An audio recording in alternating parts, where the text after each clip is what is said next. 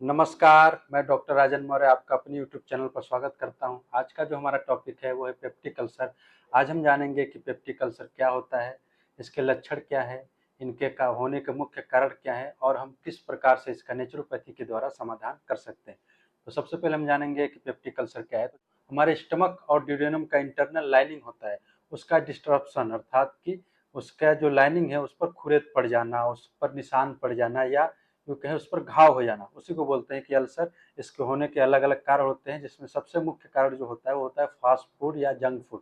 आज के टाइम पे जो हमारे यंग्स जो देखते हैं, यंगस्टर्स हैं, जो बच्चे हैं, वो भी काफ़ी कंज्यूम करते हैं फास्ट फूड को, जिसकी वजह से क्या होता है कि उनका जो डाइजेशन होता है वो पुअर हो जाता है। पुअर डाइजेशन की वजह से जो होता है कि प्रोस्टाग्लैंडिन का सेक्रेशन जो होता है वो कहीं ना कहीं डिस्टर्ब होता है, जिसकी वजह से म्यूकस का सेक्रेशन कम होता है और ये कॉज करता है कि एक पेप्टिक अल्सर के रूप में हमारे सामने उभर करके आता है। अगला जो कारण होता है पेप्टिक अल्सर का, हो सकता है कि पेशेंट बहुत ज़्यादा अल्कोहल या स्मोकिंग करता हो, उसकी वजह से पेप्टिक अल्सर होता है। इसके अलावा जो पेप्टिक अल्सर होता है वो स्ट्रेस से भी होता है। बहुत ज़्यादा स्ट्रेस होने के कारण जो होता है कि जो वेगल टोन्स है, जो वेगल टोन्स का इंटीग्रिटी है वो हमारे इंटेस्टाइन में वो डिस्टर्ब होता है, जिसकी वजह से हमें पेप्टिक अल्सर देखने को मिलता है। इसके साथ ही साथ एच पाइलोरी का जो इन्फेक्शन होता है बॉडी के अंदर, उसकी वजह से भी पेप्टिक अल्सर हो। इसके साथ हो सकता है कि पेशेंट रॉन्ग फूड का कॉम्बिनेशन यूज करता हो, जैसे कि कुछ ऐसे फूड होते हैं जो विरोधाभास होते हैं, जिनको कि एक साथ नहीं खाना चाहिए। जैसे जो दूध होता है उसको नमक के साथ नहीं खाना चाहिए, वो विरोधाभास आहार होता है। दूध को प्याज के साथ नहीं खाना चाहिए, वो आहार होता है। और दूध को मूली के साथ नहीं खाना चाहिए, क्योंकि ये भी एक विरोधाभास आहार होता है। ऐसे बहुत से आहार है जिनका फूड कॉम्बिनेशन हम बोलते हैं कि पेशेंट को एक साथ नहीं लेना चाहिए।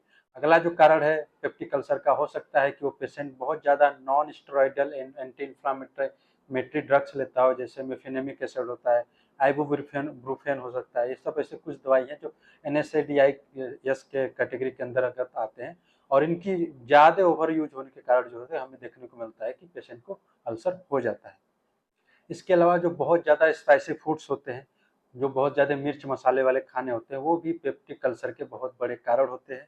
जो नॉनवेज वगैरह ज़्यादा कंज्यूम करते हैं उनमें देखा गया है कि पेप्टिक अल्सर होने के चांस बढ़ जाते हैं। अगर हम बात करें साइंस एंड सिम्टम्स की कि पेप्टिक अल्सर में क्या लक्षण है जो पेशेंट को देखने को मिलते हैं, तो सबसे पहला लक्षण देखने को पेशेंट को मिलता है कि खाली पेट पर उसको पेट में दर्द होता है। जब भी उसका पेट खाली होगा उसको ऐसा पेन का अनुभूति होगा, लेकिन जैसे वो कुछ खा लेगा तो उसके दर्द में आराम मिलेगा। इसके साथ ही पेशेंट जब रात को सोता है तो जिस टाइम उसका पेट खाली होता है उस टाइम उसको पेट में दर्द होता है। इसके साथ ही उसका वेट लॉस बहुत ज़्यादा तेजी से होता है। कभी कभी जो होता है पेशेंट के स्टूल में जो है कि ब्लड आता है, जिसको मिलेना बोलते हैं। वो ब्लड जो होता है सामान्यतः काले कलर का होता है, जिससे पता लगता है कि जो उसका ब्लड है वो डाइजेस्ट होकर के आया है, जो कि अपर जीआईटी के ब्लीडिंग का लक्षण होता है। इन सब के साथ ही पेशेंट को देखा गया है कि पेप्टिक अल्सर में भूख भी कम लगता है। बात करें अगर हम डाइटरी मैनेजमेंट की, या फिर यूँ कहें कि पेप्टिक अल्सर का मैनेजमेंट हम नेचुरोपैथी से कैसे कर सकते हैं, तो उसके बारे में मैं डिस्कस करना चाहूँगा कि जो हम अगर डाइट बिहेवियर को चेंज कर दें, अगर हम अपना डाइट ठीक कर दें, तो हम निश्चित रूप से पेप्टिक अल्सर को रिवर्स कर सकते हैं। डाइट में हमें विशेष ध्यान रखना पड़ता है कि अगर आप अपने डाइट में एलोवेरा का जूस का सेवन बढ़ा दें या सीताफल के पत्तों का जूस का सेवन बढ़ा दें, तो इससे क्या होता है कि हमें देखने को मिला है कि पेप्टिक अल्सर में इसके बहुत अच्छे फायदे मिलते हैं, क्योंकि जो एलोवेरा का जूस होता है वो प्रोस्टाग्लैंडिन के सेक्रेशन को प्रमोट करता है। साथ ही साथ देखा गया जो सीताफल के पत्तों का जूस होता है वो भी प्रोस्टाग्लैंडिन के सेक्रेशन को बढ़ा देता है और आंतों को स्मूथ रखता है।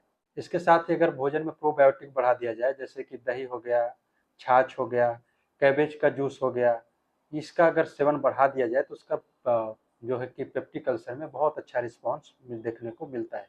साथ ही बनाना शेक, या फिर यूँ कहें कि कैप्सिकम को हाफ बॉइल्ड करके उसका हम अगर सलाद यूज करें या फिर कैप्सिकम का सूप पिए, तो वो जो होता है कि इसमें पेप्टिक अल्सर में बहुत अच्छा ही लाभकारी होता है। साथ ही साथ अगर मुलेठी का पाउडर का काढ़ा ले पाए, आधा चम्मच मुलेठी का पाउडर 300 ml पानी के अंदर डालें और उसको उबल जाने के बाद जब वो 150 ml रह जाए तो उसको साफ कपड़े में छान कर पीने से हमने देखा है कि पेप्टिक अल्सर में अच्छा रिस्पॉन्स आता है।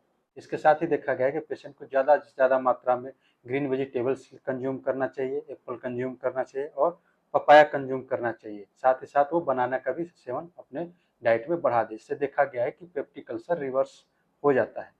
इसके बाद हम डिस्कस करेंगे कि एक पेशेंट को क्या क्या अपने भोजन में नहीं लेना चाहिए। तो उसको फास्ट फूड बिल्कुल अवॉइड करना चाहिए, उसको कोल्ड बेवरेजेज जो कोल्ड ड्रिंक्स है उनको अवॉइड करना चाहिए, स्मोकिंग जो है उसको और एल्कोहल इंटेक बिल्कुल बंद कर देना चाहिए। साथ ही साथ अगर वो चॉकलेट का प्रयोग करता है तो उसको वो सब या फिर बहुत ज़्यादा जो मीठी चीज़ें हैं वो उसको कंज्यूम नहीं करना चाहिए, क्योंकि ये प्रोस्टाग्लैंडिन के सिक्रेशन को इनहिबिट करते हैं, जिसकी वजह से म्यूकस का सिक्रेशन नहीं हो पाता। अगर प्रॉपर म्यूकस का सिक्रेशन नहीं होगा तो स्टमक में प्रेजेंट जो HCl है कहीं ना कहीं स्टमक के वाल को डैमेज करेगा। बात करें अगर हम नेचुरोपैथी में हाइड्रोथेरेपी ट्रीटमेंट या मड थेरेपी का ट्रीटमेंट की बात करें, तो जो कोल्ड ट्रीटमेंट होते हैं वो हम पेप्टिक अल्सर में पेशेंट को प्रेस्क्राइब करते हैं, जैसे कि ठंडा मिट्टी का पट्टी पेट पर रखते हैं। इससे क्या होता है कि मसल जो होते हैं वहाँ के रिलैक्स होते हैं, मसल के रिलैक्सेशन के साथ ही प्रोस्टाग्लैंडिन का सिक्रेशन बढ़ जाता है, जो कि एक म्यूकस प्रोटेक्शन जनरेट करता है स्टमक के लाइनिंग के ऊपर, जिसकी वजह से HCl स्टमक वाल को कोरोड नहीं कर पाता, और साथ ही साथ जो इन्फ्लामेशन वहाँ पर हुआ है या फिर जो ये होते हैं जो वहाँ पर घाव हुआ है वहाँ उसका हीलिंग स्टार्ट हो जाता है। इसके साथ ही ठंडा गर्म का हिप बाथ 20 मिनट तक हम पेशेंट को देते हैं। 10 मिनट गर्म हिप बाथ और 10 मिनट ठंडा हिप बाथ, यानी कि 10 मिनट वो गर्म पानी में बैठता है और 10 मिनट वो ठंडे पानी में बैठता है। इससे क्या होता है कि जो इंटेस्टाइनल वाल के मसल्स है वहाँ पर जो ब्लड का कंजेशन इकट्ठा हुआ है वो कहीं ना कहीं दूर होता है। उसके साथ ही जो वहाँ पर ऑक्सीजन ज़्यादा मात्रा में पहुँचता है, जिसकी वजह से वहाँ पर एक हीलिंग प्रक्रिया स्टार्ट हो जाती है, जो कि अल्सर में हमको देखने को मिला है कि जो अल्सर में जो घाव बने हुए हाथों में वो कहीं ना कहीं ज़्यादा ब्लड सप्लाई की वजह से या फिर प्रोस्टाग्लैंडिन के सिक्रेशन की वजह से वो प्रोटेक्ट होते हैं और वो जल्दी हील होते हैं। तो इन ट्रीटमेंटों की मदद से एक पेशेंट पेप्टिक अल्सर पर को अपने घर पर ही ठीक कर सकता है। बस उसको अपने खान पान का ध्यान रखना होगा, अपने लाइफ स्टाइल को चेंज करना होगा। जैसे अगर वो कोई स्मोकिंग या फिर एल्कोहल का कंजम्पशन करता है तो उसको बंद करना होगा। ज़्यादा मिर्च मसाले अगर वो खाता है तो उसको बंद करना होगा। ज़्यादा से ज़्यादा वो फ्रूट इंटेक करे, ज़्यादा से ज़्यादा वो फल या फिर सब्जियों पर रहे, हाफ बॉइल्ड वेजिटेबल्स का यूज करे, और साथ ही साथ सलाद का यूज करे, अपने खाने में प्रोबायोटिक को बढ़ा दे, तो निश्चित रूप से वो पेप्टिक अल्सर को रिवर्स कर देगा। इसी के साथ मैं अपना वीडियो यही समाप्त करता हूँ। आई होप कि आप लोगों को वीडियो पसंद आया होगा। अगर आपका कोई भी क्वेरी है या फिर क्वेश्चन है तो आप कमेंट सेक्शन में जरूर पूछें। बहुत बहुत धन्यवाद।